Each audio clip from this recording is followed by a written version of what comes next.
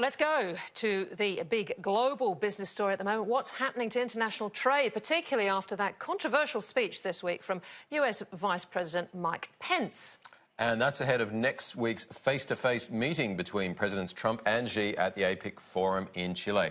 Well, our Trade Minister Simon Birmingham is heading overseas later this week. He joins us live from Adelaide. Minister, very nice to talk to you there. I know that APEC meeting's coming up a little later, but love to talk about the relationship at the moment and what you think could come from the talks on China-US free trade, particularly given Mr Pence's comments.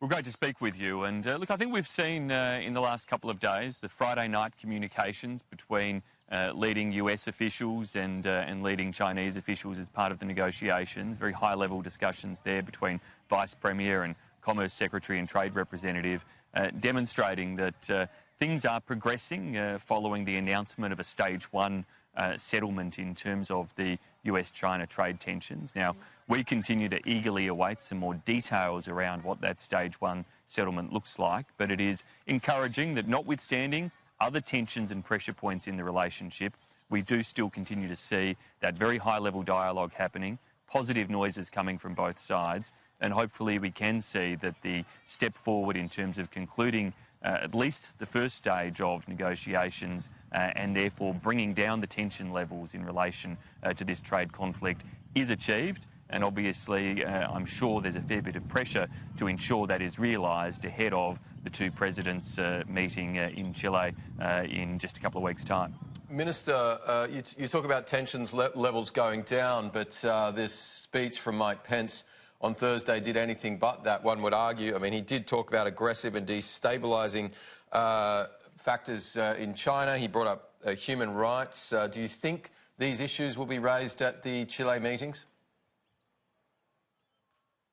Look, that is entirely, of course, up to the two presidents as to the topic of their discussions. I'm sure that when the presidents of the US and China get together, they talk about more than just the trade issues, but clearly that has been at the forefront of the bilateral dialogue between the US and China, and no doubt will be a key part of the discussions that happen. But it's important to underline, it was Friday night that the US Commerce Secretary and the US Trade Representative were in phone discussions and negotiations with the Chinese Vice Premier, building on what had been agreed and announced in the Oval Office just a few weeks ago. So I think in the trade sense, we can see there is some settling down of the tensions and hopefully some progress there. And for the sake of the global economy, Australia hopes that's the case. Yep. For the sake of Australia's trade and export arrangements, we're monitoring the details, as I say, very closely and want to see what is in this agreement. And we hope that it is an agreement that is consistent with WTO rules, that isn't managing trade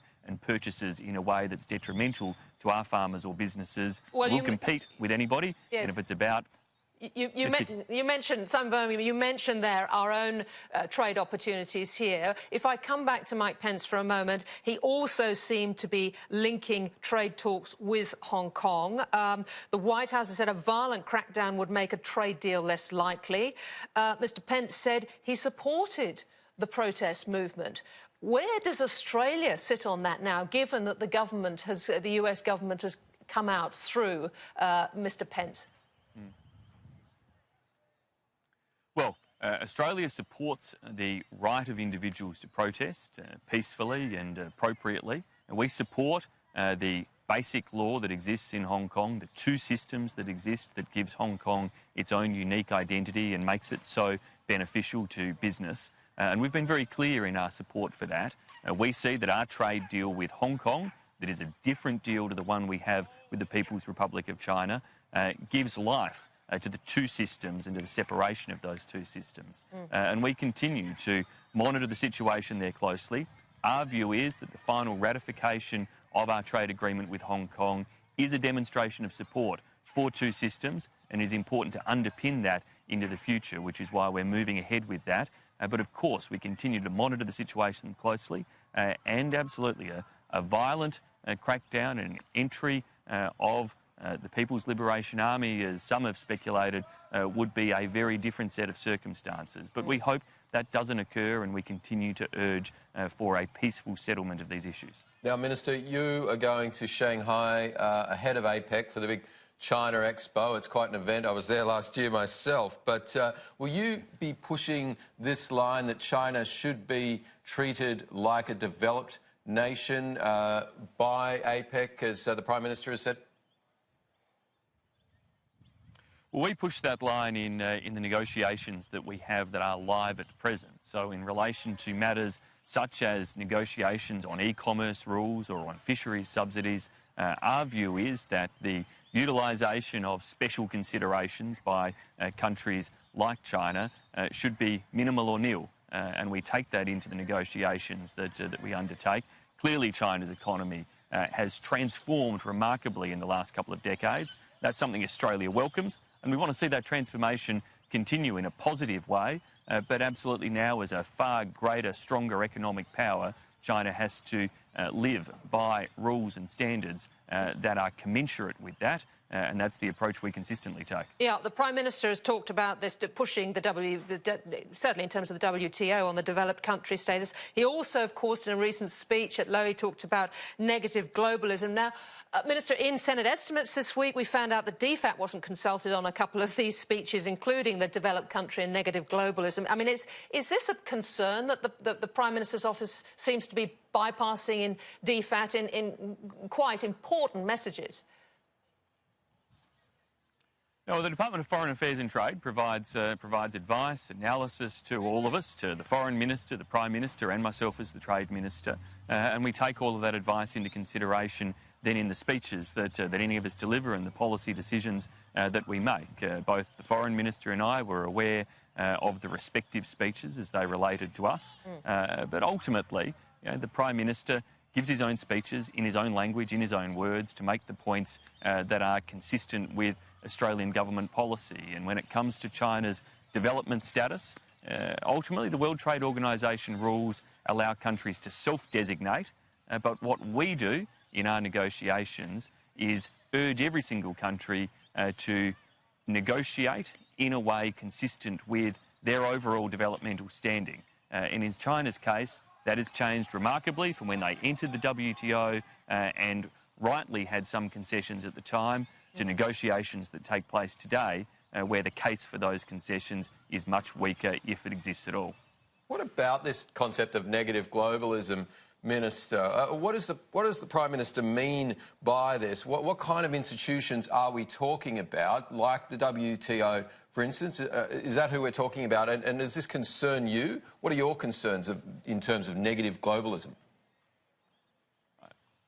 The WTO remains fundamentally important to Australia, and we are at the forefront with a number of other countries in trying to push for resolution of issues that both major economies in some ways are making challenging at present. We've discussed the development issues, but also elements of US engagement in terms of blocking appointments to the appellate body of the World Trade Organisation are making it very challenging in terms of maintaining that rules-based order to global trade that is important for Australia as a very outward-looking trading nation. Right, but elsewhere, of course, we've seen over the years issues like in human rights debates and so on, when we find ourselves being lectured by countries whose human rights records are appalling, and yet they use the fora of certain multilateral organisations to do so. And that's just unacceptable, and I suspect they're the types of things the PM had in mind. Minister, we're almost out of time, but I must just ask you about RCEP, which is a very important meeting that you're going up towards. This is the top 10 ASEAN nations with Australia, New Zealand, China, India, Japan, South Korea. Now, India doesn't look very happy about this, particularly in terms of their tariff situation with China. Can you really get agreement? Well, it's going to be a very challenging few days now, Jackie, to make sure we seal as much agreement as we possibly can out of RCEP and present to leaders when they gather from the 16 nations, ideally, text that has been concluded. And I think that is within striking distance for us to be able to settle all of the text of the trade agreement there, which is a very complex one. In terms of the market access exchanges between all of the different countries, I think overwhelmingly they will be concluded between the 16 different countries as they all exchange market access offers with one another, and that we are well advanced in settling that with nearly everybody. But it is going to be a challenge to see whether we can get all of that done in relation to India's participation in particular. We are working as hard as we can because we see enormous value in trying to bring India along in this journey, making RCEP as inclusive as it can be, and in doing so it will encompass some 50% of the world's population, a third of global GDP. So it's an incredibly beneficial arrangement if we can seal it, but I don't underestimate the challenge of being able to conclude with all 16 countries, and particularly the challenges of getting the market access arrangements and exchanges between all of those countries settled in what is really just a week's time now. Minister Simon Birmingham, we wish you all the best with that. Very nice to catch you there on a beautiful morning in Adelaide. Thank you very much. Cheers.